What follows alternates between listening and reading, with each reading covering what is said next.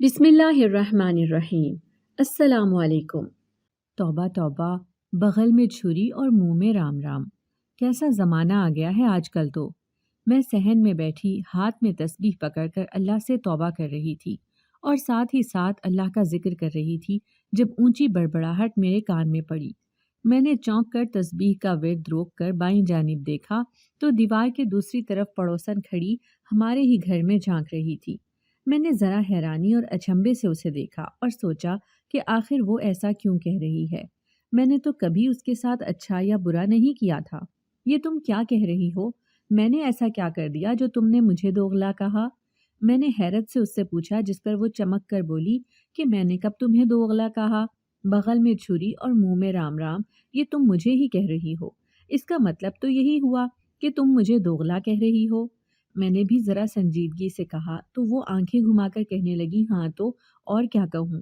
اس نے کہا تو میں مزید الجھی اور کیا کہوں؟ اس نے کہا تو میں مزید الجھی اور اس سے پہلے کہ میں اس سے کچھ پوچھتی اچانک دروازہ بجا اور میرا شوہر اندر داخل ہوا۔ میرے شوہر کو دیکھتے ہی وہ پڑوسن تیزی سے دیوار سے اتر کر اپنے گھر چلی گئی۔ میں الجھی سی اس کی باتوں کو سوچتی ہوئی اپنے شوہر کے پاس آئی اور اسے پانی وغیرہ دیا۔ کیا سوچ رہے ہو؟ میرے شوہر نے تسبیح پر دانے گھماتے ہوئے مجھ سے پوچھا تو میں چونک کر اپنے خیالوں سے باہر آئی۔ کچھ نہیں، یہ پڑوسن بھی نہ بڑی عجیب ہے، نہ جانے کیسی باتیں کرتی ہے، میں نے سر جھٹک کر کہا۔ تو میرے شوہر نے پوچھا کہ کیا ہوا، جس پر میں نے اپنے شوہر کو اس پڑوسن سے ہوئی ساری بات بتا دی، جسے سن کر میرے شوہر نے کہا کہ تم اس کی باتوں پر دھیان نہ دیا کرو، بلکہ اس سے بات ہی نہ کیا کرو، لوگ پاگل ہوتے ہیں، کچھ بھی بولتے ہیں۔ اپنے شوہر کی یہ بات کہنے پر میں فقط سر ہلا سکی اور پھر کھانا بنانے میں مشغول ہو گئی۔ معمول کے مطابق گھر کے کام نپٹاتے ہوئے زندگی آرام سے باہر چلا جاتا اور میں سارا دن گھر کے کاموں میں الجھی رہتی اور اپنا زیادہ تر وقت عبادت میں مشغول گزارتی۔ میرا شوہر بہت نیک تھا، ہر وقت تسبیح ہاتھ میں پکڑے رہتا، جسے دیکھ کر میں بھی اب 5 وقت کی نماز ادا کرنے لگی تھی اور زیادہ تر وقت تسبیح پڑھنے میں ہی گزار دیتی۔ میں نے اپنی پڑوسن کی باتوں پر زیادہ دھیان نہیں دیا تھا، لیکن اب تو روز ہی ایسا ہونے لگا تھا، جس پر میں تنگ آ گئی تھی۔ آج بھی میں سارے کام نمٹا کر فارغ ہو کر صحن میں بچھے تخت پر بیٹھی اللہ کا ذکر کرتے ہوئے اللہ سے توبہ کر رہی تھی، جب میرے کانوں میں میری پڑوسن کی آواز پڑی، جو آج بھی اپنے گھر کی دیوار پر کھڑی ہمارے گھر میں جھانکتے ہوئے میرے شوہر کے بارے میں نہ جانے کیا کچھ بول رہی تھی۔ میرے صبر کا پیمانہ لبریز ہوا اور میں تسبیح رکھ کر تیزی سے اس کے سامنے جا کھڑی ہوئی۔ خبردار جو میرے شوہر کے بارے میں ایسی ویسی کوئی بات کی تو تم جانتی ہی کیا ہو میرے شوہر کے بارے میں جو یوں کہہ رہی ہو؟ میں نے غصے سے بھڑک کر کہا اور سرد نظروں سے اسے دیکھا، جو دیوار پر کھڑی مجھ سے میرے ہی شوہر کی برائیاں کر رہی تھی۔ اتنا تو تم بھی نہیں جانتی ہوگی اپنے شوہر کو جتنا میں جانتی ہوں۔ کئی سالوں سے یہاں رہ رہی ہوں، کون کیسا ہے، اچھا یا برا، سب جانتی ہوں میں۔ ایک تو ہی نئی آئی ہے یہاں جسے کچھ بھی علم نہیں۔ تجھے اگر تیرے شوہر کی سچائی پتہ چل جائے تو ایک دن بھی یہاں نہ گزارے۔ لیکن میں نے اس کی کسی بات پر یقین نہ کیا، نہ ہی میں اس کی بات پر یقین کرنا چاہتی تھی، کیونکہ مجھے یقین تھا کہ میرا شوہر بہت ہی نیک اور خوب سیرت کا مالک ہے، اور پڑوسن کی باتوں میں آ کر میں اس پر شک بالکل نہیں کرنا چاہتی تھی۔ میری اور میرے شوہر کی شادی کو محض 3 مہینے ہوئے تھے۔ ان 3 مہینوں میں ہی میں اپنے شوہر کی نیک سیرتی کی قائل ہو گئی تھی۔ میری شادی میرے شوہر سے بڑے ٹریجڈک انداز میں ہوئی تھی۔ دراصل ہم 3 بہنیں اور صرف ایک ہی بھائی تھا۔ ابا کا انتقال ہو چکا تھا، جبکہ ماں ابھی حیات تھیں۔ ہم غریب گھرانے سے تعلق رکھتے تھے، جس میں پیسے کو سنبھال کر استعمال کیا جاتا ہے۔ ساری زندگی ہم نے بہت سادہ سی گزاری تھی کہ جب پیسہ نہ ہو تو آسائشیں بھی میسر نہیں ہوتی۔ میرے ابا جب تک حیات تھے انہوں نے دکانداری کر کے گھر کا خرچہ چلایا، لیکن ابا کے مرنے کے بعد بھائی نے یہ دکان سنبھال لی اور پھر وہ ہم سب کا پیٹ پالنے لگا۔ میری 2 بہنوں کی شادی کزنوں سے کر دی گئی، جو نہ صرف خود اچھے تھے بلکہ ان کے گھر والے بھی کافی اچھے تھے۔ میرا بھائی مجھ سے بڑا تھا، لیکن وہ میری شادی کے بعد ہی شادی کرنا چاہتا تھا۔ تبھی میری ماں نے میرے لیے رشتہ ڈھونڈنا شروع کر دیا۔ میں اور میرے بہن بھائی زیادہ پڑھے لکھے نہیں تھے، وجہ صرف یہ کہ ہم لوگ غریب تھے اور ہمارے پاس اتنی آسائشیں نہیں تھیں کہ ہم لوگ امیروں کے بچوں کی طرح اچھے اسکولوں میں پڑھ سکتے۔ دوسرا ہم گاؤں میں رہتے تھے جہاں کوئی سرکاری اسکول تک نہیں تھا، جا کے کوئی پرائیویٹ اسکول ہوتا، اور جو شخص بھی اپنے بچوں کو پڑھانا چاہتا وہ اپنے بچوں کو شہر کے اسکول میں داخل کرواتا۔ لیکن گاؤں میں بہت کم لوگ بچوں کو پڑھا پاتے تھے، جس کی بڑی وجہ غربت ہی تھی۔ زندگی یوں ہی گزرتی جا رہی تھی۔ 2 مہینے ہو گئے مگر میرے لیے کوئی مناسب رشتہ نہ مل سکا، جس پر میں دل محسوس کر رہ گئی، کیونکہ اس کی وجہ بھی غربت ہی تھی۔ لوگوں کو امیر گھر کی بیٹیاں چاہیے تھیں جو بھر بھر کر جہیز لے کر ان کے گھر جاتی اور ان کے گھر کو بھر دیتی، اور میں امیر نہیں تھی۔ لوگ ہمارے گھر آتے، مجھے دیکھتے، ہماری حیثیت کا اندازہ لگاتے اور پھر انکار کر کے چلے جاتے۔ روز روز لوگوں کے آنے پر تیار ہونا، ان کی اچھے سے خاطر تواضع کرنا اور پھر آخر میں انکار سن لینا۔ میں بیزار ہونے کے ساتھ ساتھ اپنے بھائی اور ماں کے سامنے شرمندہ ہونے لگی تھی کہ میری وجہ سے وہ پریشان تھے، جیسے اگر میرا نشتہ نہیں ہو رہا تو اس میں میری غلطی ہو، جبکہ میری تو کوئی غلطی نہیں تھی۔ لڑکے والے لڑکی والوں کے گھر جا کر کھا پی کر انکار کراتے ہیں، یہ نہیں سوچتے کہ ان کے انکار سے ایک لڑکی کے دل کے کتنے ٹکڑے ہوتے ہوں گے۔ اگر سبھی اس بارے میں سوچنے لگیں اور لڑکیوں کی پرواہ کرنے لگیں تو کبھی کسی غریب کی باپ کی دہلیز پر بیٹی بوڑھی نہ ہو۔ مگر یہ بھی صرف افسانوی باتیں ہیں۔ آج کل لوگوں کو ماڈرن، امیر اور کروڑ پتی باپ کی بیٹی چاہیے، خود چاہے وہ کنگال ہی کیوں نہ ہو۔ لیکن سبھی ایسے نہیں ہوتے۔ کچھ لوگ نیک ہوتے ہیں جو بنا نقص نکالے لڑکی یا لڑکے کو پسند کر لیتے ہیں۔ میں اب پریشان رہنے لگی تھی اور خدا سے دعائیں کرنے لگی تھی کہ جلد از جلد میرے لیے رشتہ مل جائے تاکہ میرے بھائی اور ماں کی پریشانی ختم ہو، اور پھر میری دعائیں پوری ہو گئیں۔ جلد ہی ایک فیملی مجھے دیکھنے آئی اور پسند کر کے چلی گئی۔ ان کا لڑکا کسی اسکول میں ٹیچر تھا۔ وہ لوگ جلدی شادی کرنا چاہتے تھے اور میرے گھر والوں کو بھی اعتراض نہیں تھا، تبھی جلد ہی شادی کی تاریخ رکھ دی گئی، اور جو چھوٹی موٹی تیاریاں کرنی تھیں وہ کرنی شروع کر دی گئی، اور پھر کرتے کرتے شادی کا دن بھی آن پہنچا۔ جن کے ہاں میرا رشتہ طے کیا گیا تھا وہ غیر لوگ تھے جن کے بارے میں ہم لوگ زیادہ جانتے بھی نہیں تھے۔ سبھی مہمان اور قریبی رشتہ دار آئے ہوئے تھے اور نکاح ہونے والا تھا، لیکن ہم پر قیامت تو تب ٹوٹی جب لڑکے والوں نے شرط رکھ دی کہ نکاح تبھی ہوگا جب ہم ان کے بیٹے کو کار دیں گے۔ تو میرے گھر والے پریشان ہو گئے کہ انہوں نے پہلے تو اس چیز کی ڈیمانڈ نہیں کی تھی، اور شاید اسی لیے نہیں کی تھی کہ اینڈ وقت پر مانگ سکیں تاکہ ہم انکار کرنے کی پوزیشن میں نہ ہو۔ ہم انہیں کار تو کیا، ایک موٹر سائیکل بھی خرید کر نہیں دے سکتے تھے۔ تبھی میرے گھر والوں نے ان کی منتیں کیں لیکن وہ نہ مانے، اور جب میرے گھر والوں نے ان کی ڈیمانڈ پوری نہ کی تو وہ بارات واپس لے گئے، جس پر میری ماں رونے بلکنے لگی کہ عین شادی کے دن میری شادی ٹوٹ گئی تھی، اب کون کرتا مجھ سے شادی۔ مگر تبھی ایک آدمی جو میرے بڑے بھائی کی عمر کا تھا وہ میری اماں کے پاس آیا اور ان سے کہا کہ وہ مجھ سے شادی کرے گا، اور یوں میری شادی حادثاتی طور پر میرے شوہر زہیب سے ہو گئی اور میں رخصت ہو کر زہیب کے گھر آ گئی۔ زہیب کافی اچھا اور ایماندار تھا۔ وہ ایک نیک اور 5 وقت کا نمازی شخص تھا جو ہر وقت ہاتھ میں تسبیح پکڑے رکھتا اور عبادت میں مشغول رہتا، اور اس کی دیکھا دیکھی میں بھی 5 وقت کی نماز پڑھنے لگی اور ہر وقت اللہ سے توبہ کرتی۔ لیکن اپنی پڑوسن کی باتیں سن کر میرا دماغ خراب ہونے لگا تھا۔ میں اسے اور اس کی باتوں کو مکمل نظر انداز کر دیتی تھی کیونکہ مجھے اپنے شوہر پر پورا یقین تھا، اور میں ہرگز بھی کسی کی باتوں میں آ کر اپنے شوہر کو برا نہیں سمجھ سکتی تھی، اس شوہر کو جس نے بھرے مجمع میں میری عزت بچائی تھی اور مجھ سے نکاح کر لیا تھا۔ ایک رات میں پرسکون سی سو رہی تھی جب رات کے وقت اچانک میری آنکھ کھلی۔ شوہر بیڈ پر موجود نہیں تھا، شاید وہ باتھ روم میں ہوگا۔ یہی سوچتی ہوئی میں نے باتھ روم کو دیکھا مگر اس کا دروازہ کھلا ہوا تھا، جس کا مطلب تھا کہ وہ اندر بھی نہیں ہے، جس پر میں الجھتی ہوئی کمرے سے باہر آئی کہ زہیب جا کہاں سکتا ہے، وہ بھی رات کے اس پہر۔ یہی سوچتے ہوئے میں نے پورا گھر چھان مارا مگر مجھے زہیب کہیں نظر نہ آیا۔ میں کچھ پریشان سی ہوئی کہ اس وقت وہ کہاں جا سکتا ہے۔ اس سے پہلے کبھی وہ رات کے وقت گھر سے باہر نہیں گیا تھا اور نہ ہی یوں بتائے بنا غائب ہوا تھا۔ تبھی میں کچھ پریشان سی ہو گئی تھی۔ میں نے پورا گھر چھان مارا مگر مجھے وہ کہیں بھی نہ ملا، جس پر میں مزید پریشان ہوئی۔ میں نے فون پر اس کا نمبر ملانا چاہا تاکہ پوچھ سکوں وہ ہے کدھر، لیکن اس نے فون نہیں اٹھایا بلکہ آگے سے فون بزی جا رہا تھا۔ اب تو میری فکر میں مزید اضافہ ہو گیا تھا۔ میں واپس کمرے میں آ چکی تھی اور ادھر سے ادھر ٹہلتی مسلسل زہیب کی سلامتی کی دعائیں مانگ رہی تھی۔ کچھ دیر بعد میں باتھ روم گئی تو میرے سر پر آسمان ٹوٹ پڑا جب باتھ روم سے بہت سارے کاغذ ملے۔ عجیب چھوٹے بڑے کاغذ تھے جن پر عجیب طرح سے لائنیں کھینچی ہوئی تھیں، بالکل ویسے جیسے تعویذ ہوتے ہیں۔ میں یہ دیکھ کر بے تحاشا ڈر گئی اور تیزی سے ان کو وہیں چھوڑ کر باہر آ گئی۔ مجھے سمجھ میں نہیں آ رہا تھا کہ باتھ روم میں وہ کاغذ کیا کر رہے تھے، تبھی میں پریشان سی تھی۔ میری آنکھوں کے سامنے زہیب کا نیک صورت چہرہ، جبکہ کانوں میں اپنی پڑوسن کی آوازیں گونج رہی تھیں۔ زہیب ابھی تک گھر نہیں آیا تھا۔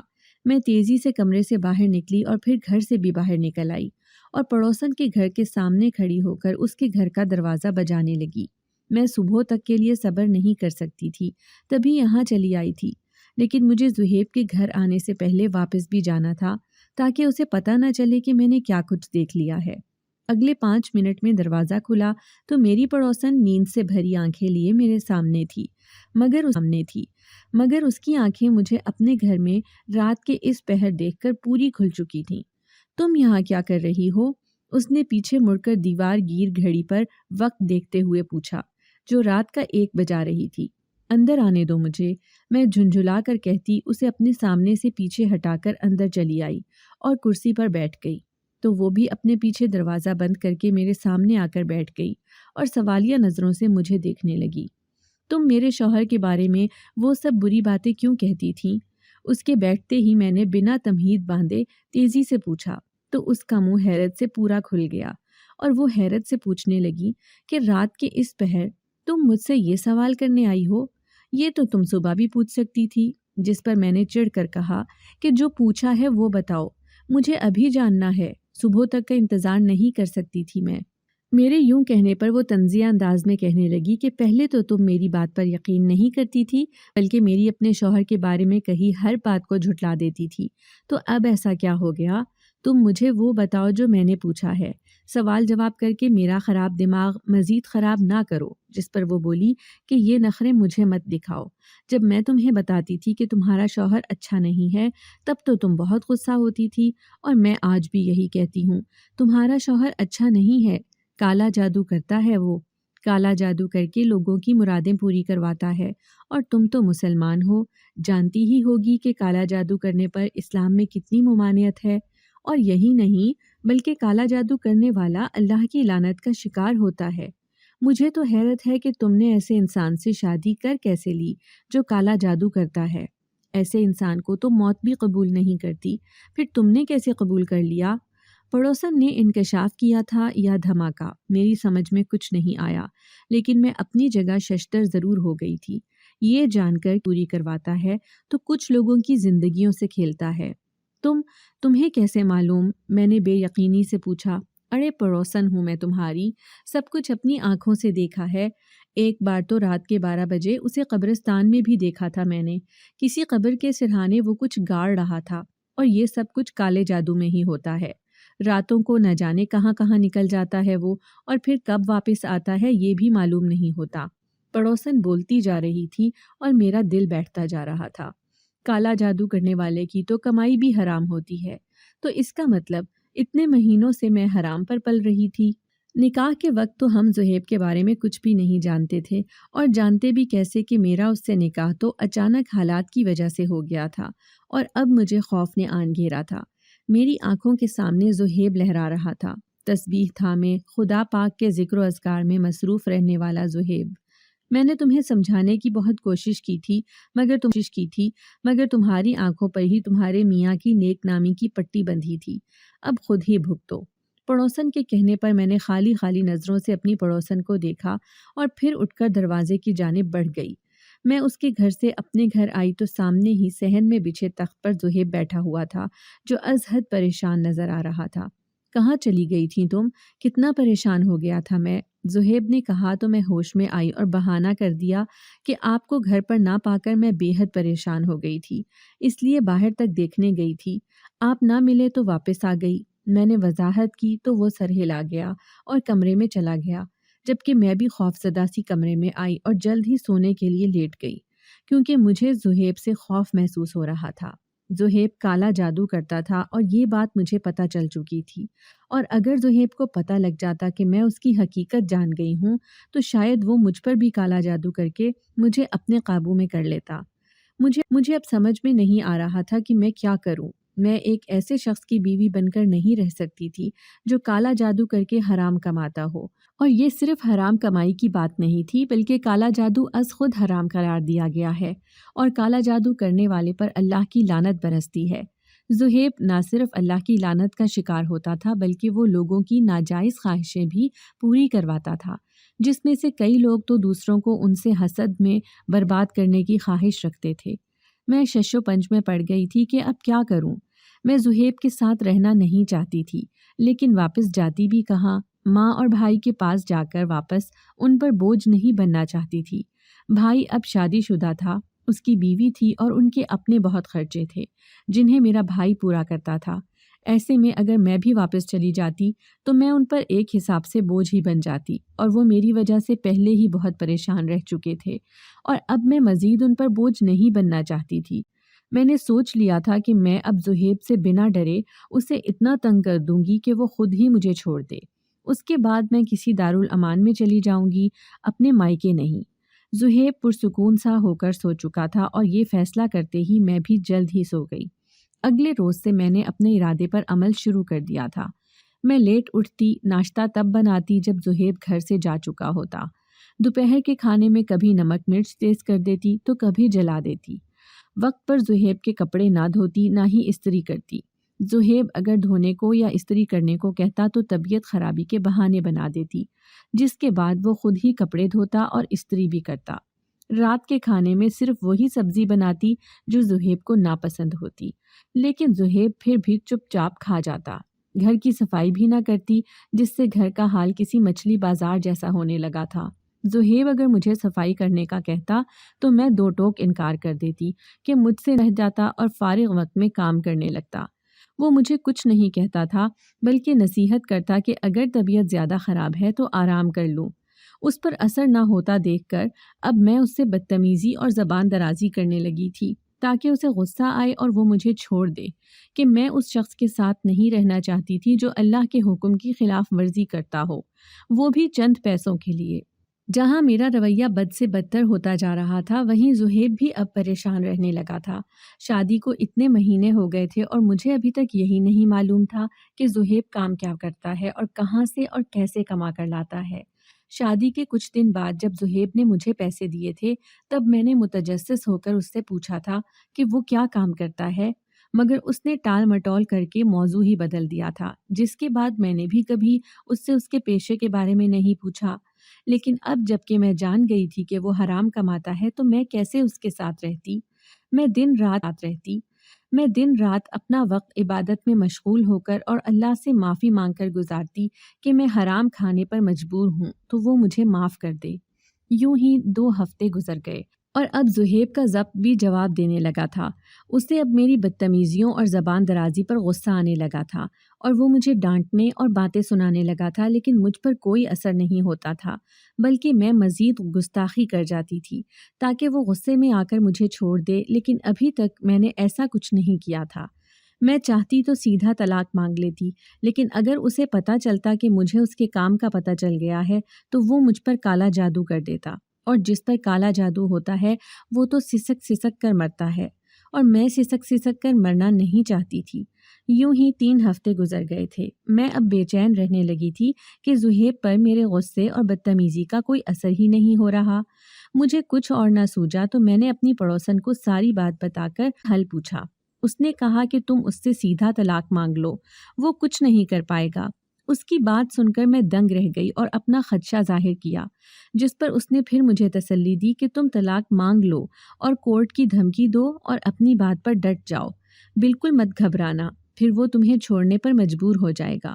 میں پڑوسن کی بات سن کر سر ہلاتی ہوئی اٹھ کر اپنے گھر آ گئی اور سوچا کہ اب وہی کروں گی جو پڑوسن نے کہا۔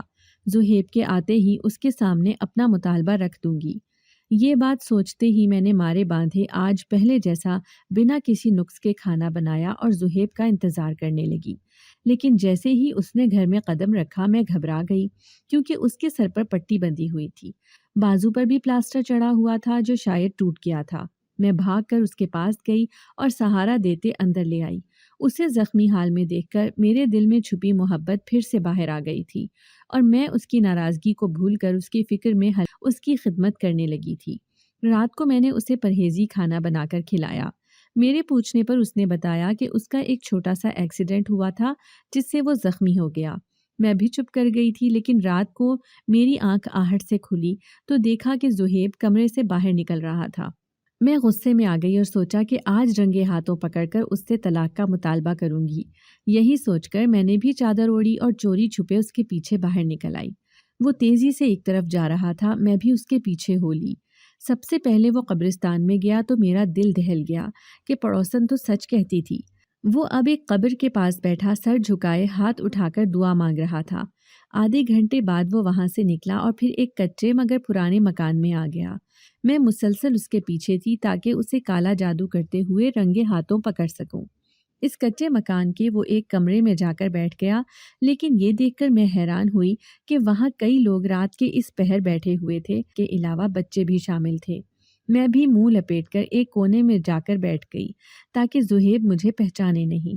لوگ آپس میں باتیں کر رہے تھے کہ یہ بہت پہنچے ہوئے روحانی بابا ہیں جن کے ہاتھ میں اللہ نے بہت شفا رکھی ہے، اور یہ ہمیشہ رات کو ہی اپنے آستانے میں بیٹھتے ہیں، دن میں نہیں۔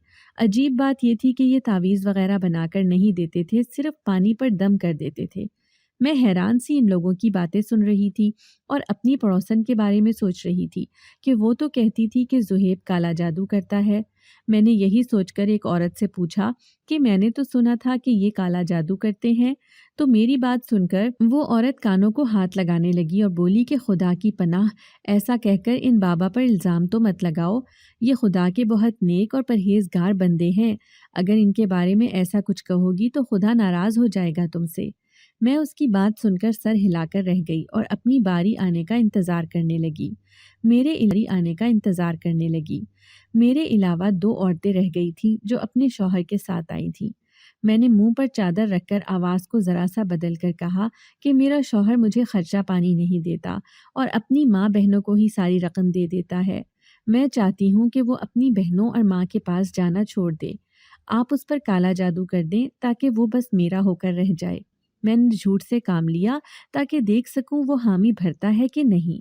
میں روحانی علاج کرتا ہوں بی بی، مجھے کالا جادو نہیں آتا، اور ویسے بھی کالا جادو کرنا سخت گناہ کا کام ہے۔ زہیب نے ذرا سخت لہجے میں کہا تو میرا دل مطمئن ہوا کہ شکر ہے ویسا نہیں جیسا پڑوسن نے کہا تھا، مگر پھر پڑوسن نے جھوٹ کیوں بولا؟ میں اٹھنے لگی جب زہیب نے مجھے روکا اور اپنا ہاتھ آگے کرنے کو کہا۔ میں نے ہاتھ آگے کیا تو وہ جیسے چونکا، پھر سر ہلا کر کہا کہ وہاں جا کر بیٹھو، میں تمہیں پانی پر دم کر دیتا ہوں۔ زہیب کے کہنے پر میں ایک طرف جا کر بیٹھ گئی۔ اس نے ان دونوں عورتوں کا مسئلہ سنا، انہیں پانی پر دم کر کے دیا، پھر ان کے جانے کے بعد وہ دروازے کی جانب بڑھا اور دروازے کو لاک کر کے میری طرف پلٹا۔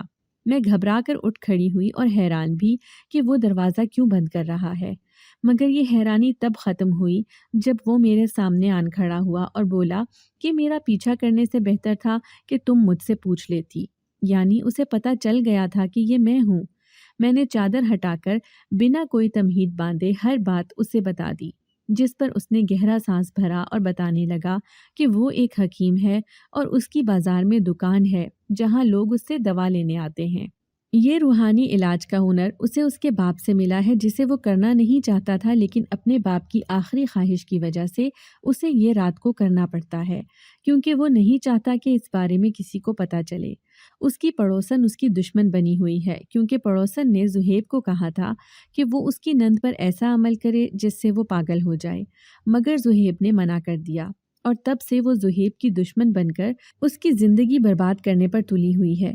اور وہ قبر جہاں زہیب گیا وہ اس کے باپ کی قبر تھی، جہاں وہ روز رات کو آستانے پر جانے سے پہلے جاتا ہے، اور جو تعویذ مجھے باتھ روم سے ملے وہ تعویذ نہیں بلکہ عام سے کاغذات تھے، جنہیں وہ باتھ روم میں کرتے سے نکال کر وہیں رکھ کر بھول گیا تھا۔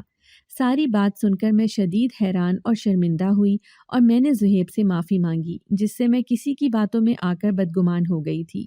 زہیب نے بھی اسے میری نادانی سمجھ کر معاف کر دیا، اور پھر ہم سب کچھ بھلا کر گھر کی طرف روانہ ہوئے۔ میں نے اب دوسروں کی باتوں میں آنا چھوڑ دیا اور پڑوسن سے مکمل قطع تعلقی کر لی، جس کے بعد سے ہماری زندگی بے حد خوشگوار اور پرسکون ہو گئی ہے۔